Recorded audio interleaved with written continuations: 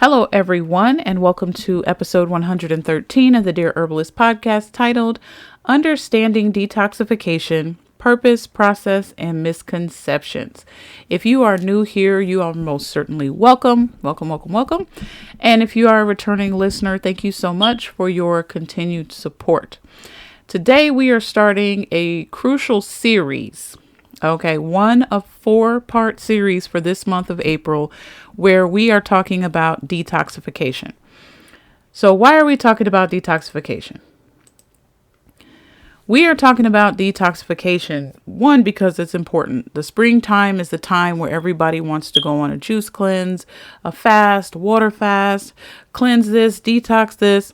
And a lot of major suppliers of a lot of different companies know this. So what do? Try this detox product and this detox tea and those detox pills and this detox serum. And the word detox is being thrown around a lot.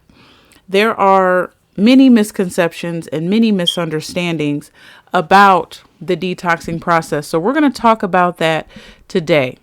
Throughout this series, we are also going to be talking about not only the detox process, but how you can plan your detox, the best processes and protocols to use. And then eventually we'll start to talk about some of the herbs and things that you can use throughout the month of April to be able to support the body. But the first thing is to lay the foundation and to provide a proper perspective around detoxification so that we can get rid of confusion. So in tonight's episode, we are going to explore the science behind detox, the process the body goes through, and some common misconceptions that can lead us down the wrong path. So let's break down the facts, the myths, and the herbal approach to detoxification. So what exactly is detoxification? Let's always, I'm an herbal educator. I always want to start with definitions and defining terms. That way we are all on the same page when you hear me say detoxification. Detoxification is a term that you have heard probably 50 billions of times. But in this month of April and the months ahead, you're definitely going to be hearing it a lot. It's going to be thrown around a lot. But let's break the word down.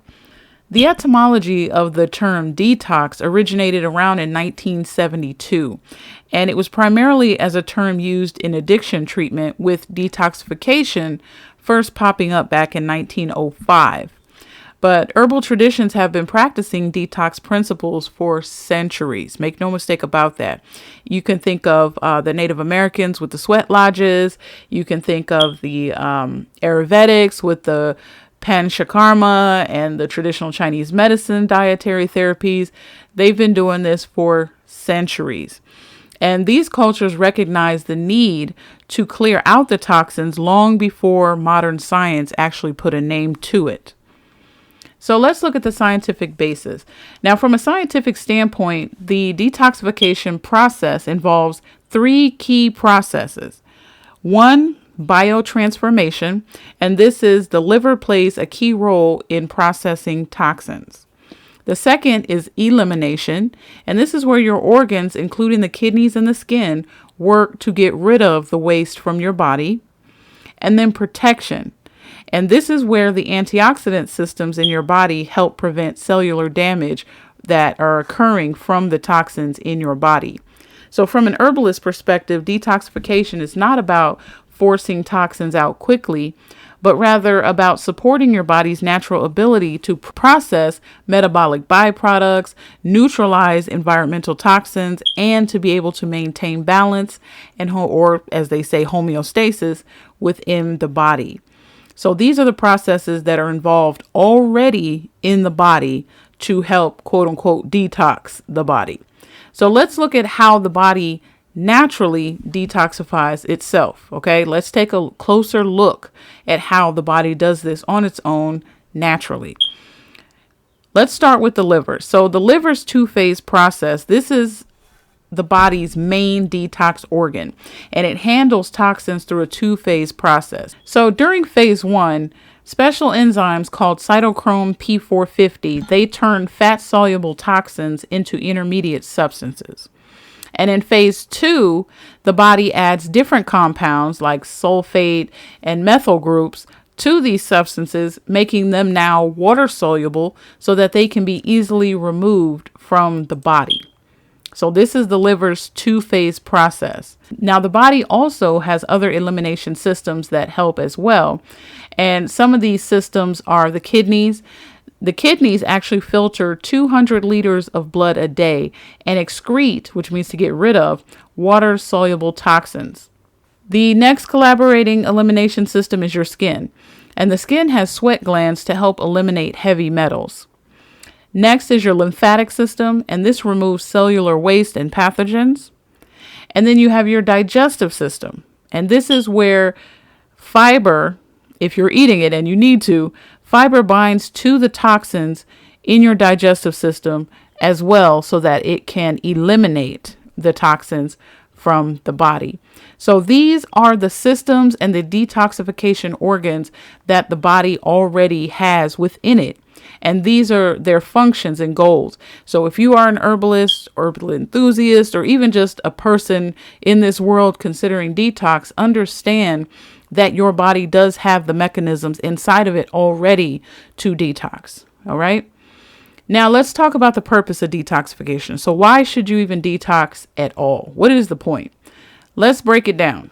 Now there are three primary goals of detoxification. One is to reduce your toxic burden. So the goal is to lower your exposure to pollutants, toxins in the air, your water, what you're putting on your skin, any type of inflammatory byproducts and synthetic chemicals. You want to try to avoid those.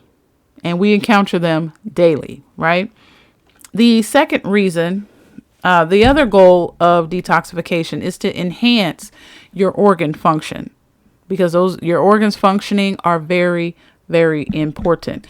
Another goal of detoxification is to break the inflammation cycles. So toxins can actually activate inflammation pathways within your body. So proper detoxification helps to reduce oxidative stress. Let's talk about the myths and dangerous practices surrounding detox. Now, there's a lot of misinformation out there, and some of it can really, really harm you. So let's talk about some dangerous practices and some common myths. Number one, dangerous practices you want to avoid. One is rapid elimination methods. So practices like laxative abuse, this can lead to electrolyte imbalances in the body, right? Forcing your body to excrete way more water, and it can deplete your potassium and magnesium. And these two minerals are very vital to the body. Magnesium alone is a part of well over 700 processes within our body. So you don't want to be depleting this at all, especially through these rapid elimination methods, right? Another one is the quick fix, right? It's a fallacy.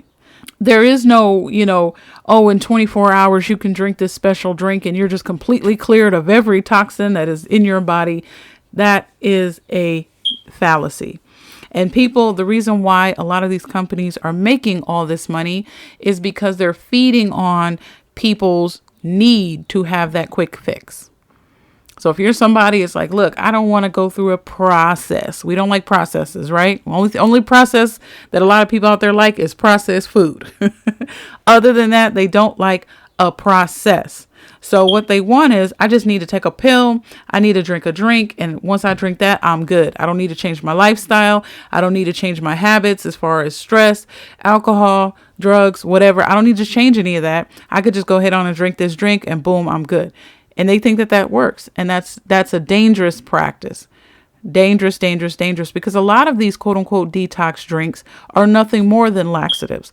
And even, some of the other ones, they're yanking out the minerals, the necessary minerals from your body. So it makes them dangerous. So you want to be careful. Some other things is that you want to make sure that, especially during detoxes and things like that, that you're drinking at least 30 milliliters of water per kilogram of your body weight during a detox. And you can add some electrolyte rich foods to your diet, like coconut water is really good, and bone broth. You want to stay balanced. You want to stay hydrated during these detox protocols. Another thing is nutrient support. So for phase 1 liver detox, make sure that you're getting enough zinc, a bare minimum of 15 milligrams a day. And then for phase 2, try adding in herbs that will support your body's detoxing pathways. At the end of the day, if you are trying to eliminate, you want a balanced elimination protocol. So let me give you a breakdown of supportive versus aggressive herbal approaches. A supportive approach using an herb, you could look at milk thistle, right? You can look at dandelion root. You can look at schizandra, right? These are more supportive approaches to the body. A more aggressive approach would be like senna laxatives, colon hydrotherapy, and extreme fasting.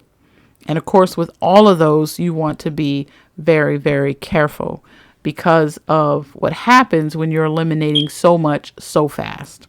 Let's look at some key herbal principles.